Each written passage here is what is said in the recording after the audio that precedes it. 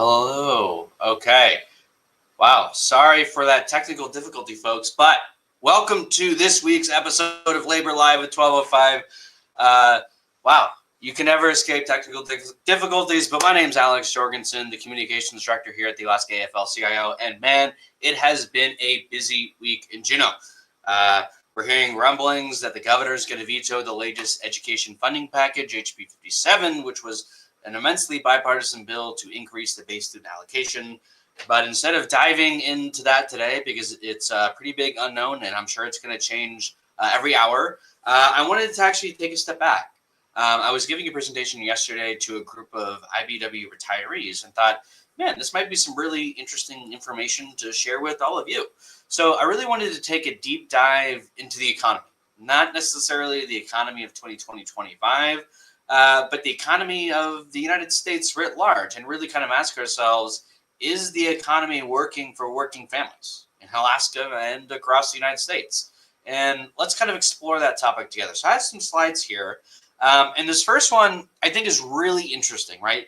As you can see, there are two lines. There's a red line, which represents hourly compensation of workers, right? The average hourly compensation of workers. And this blue line represents worker productivity, right? How many units of output are workers producing per hour, and how has that changed over time, right?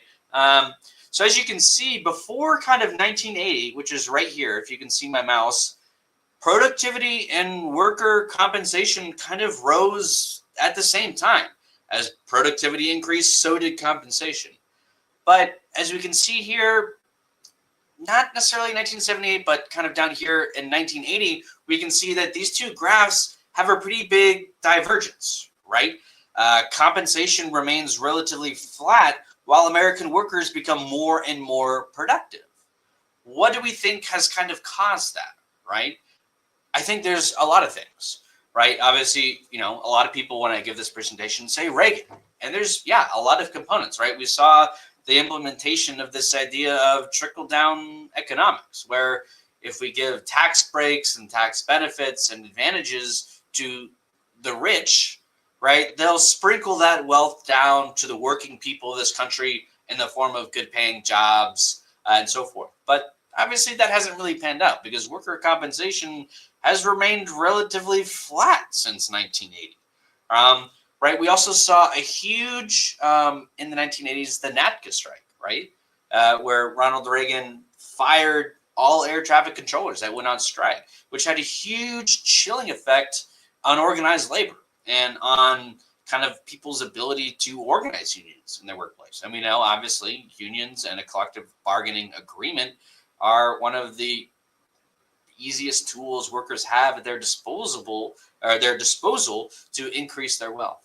Right, so there's a lot of things. We also saw the kind of development of NAFTA and free trade, which really hit American working industries really hard. And this next graph really shows another really unique relationship that we've seen in our economy.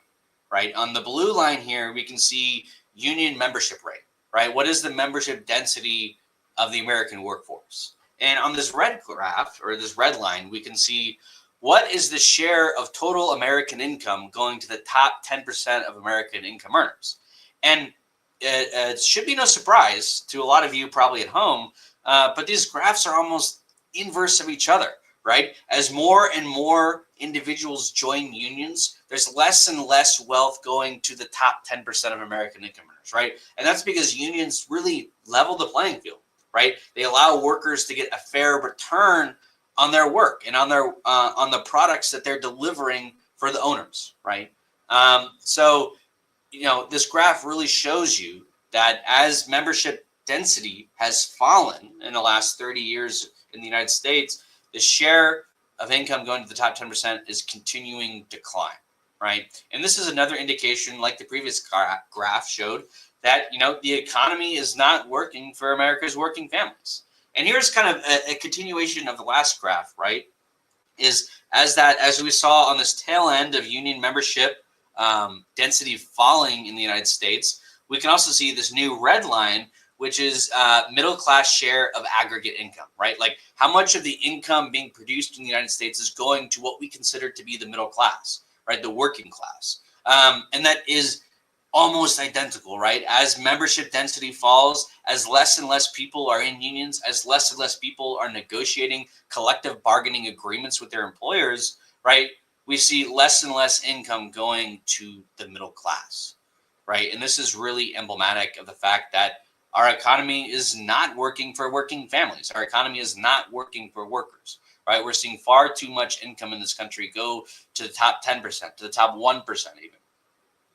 And this has resulted in a vast majority of jobs. In fact, over half, or I should say less than half of the jobs in this country make $40,000 a year, right? And this just indicates that today's jobs in our economy are not living wage jobs, right? You cannot live in this country on $40,000 a year, right? You cannot achieve the American dream that we've all been promised, that if we work hard, we'll get X, Y, and Z. You cannot achieve that on a job that pays $40,000. Or not that you can't, but it just becomes that much more challenging, right?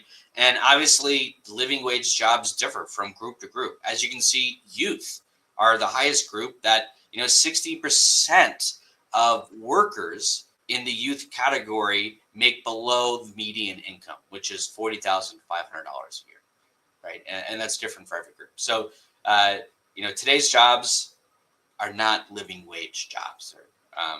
And that's really another sign, as the last graphs have shown, that our economy is not working for us, that our economy is not working for working people. And this one I really wanted to pick out because it's another example of how the rules of our economy have not benefited working families. The rules of the economy that are not written by us, that are written by people in DC, that are written by special interest groups, have not written an economy that benefits workers. So this graph that I'm about to show you breaks down the entirety of federal tax cuts that the United States has established between 2001 and 2018, which I think totals about $5.1 trillion in tax cuts. And basically what this graph is going to do is going to take that $5.1 trillion in tax cuts. It's going to divide it basically into $100 and divvy that $100 into these 5 income groups: the poorest 20, the second poorest 20, the middle 20%, the fourth 20%, and then the top 20% of American income earners. And we're going to see how have these tax breaks, these $5.1 trillion in tax breaks, been distributed amongst these different income groups. So the poorest 20% of American income earners got about 3% of federal tax breaks. It's not a lot. The second 20 poorest of American income earners got 7% of the tax breaks, a little bit more, but not a lot. The middle 20% of American income earners earned 9%, or not earned, but were given 9% of the federal tax cuts between 2001 and 2018. Now you can kind of see a trend here. There's a lot of tax cuts left, right? So for the second richest group of Americans, the fourth highest 20% of American income earners earned 16% of the tax cuts. So as you can see, there's a pretty clear trend going on. The richer you are, the more tax breaks you're getting from the U.S. federal government. And this next 20% was so high that we actually had to break it up into 2 groups. So the next 15% earned a whopping 27% of federal tax cuts between 2001 and 2018. Now, the top 5% of American income earners were given 38% of all federal tax cuts. Now, if you combine these two, the top 20% of American income earners have been given 65% of the total tax cuts this country has given out. Does that seem fair to you? Does that seem like an economy that's written to benefit the working people, the people that clock in and day out, that make this country work? No, right? We can see clearly in this graph that these tax cuts are benefiting the richest Americans. So, these last couple slides that I've shown you really suggest that our economy writ large, but very high level, is not really working. And obviously, there's a lot of other components to this that we could dive into and have a deeper conversation around. But I think this high level overview really shows that the economy is not working for America's working families. But what can we do about it? That might seem really pessimistic, but indeed, there are things we can do. Right? Another world truly is possible where we can have an economy that does benefit, that does work for working families. And we can do that in a lot of ways, right? We can join together and fight for our right to join a union, right?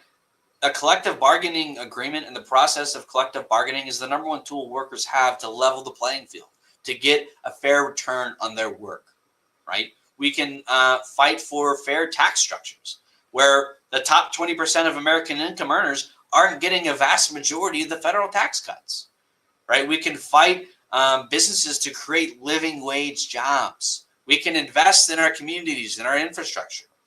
We can demand a social safety net that benefits people that maybe just need a little help getting by.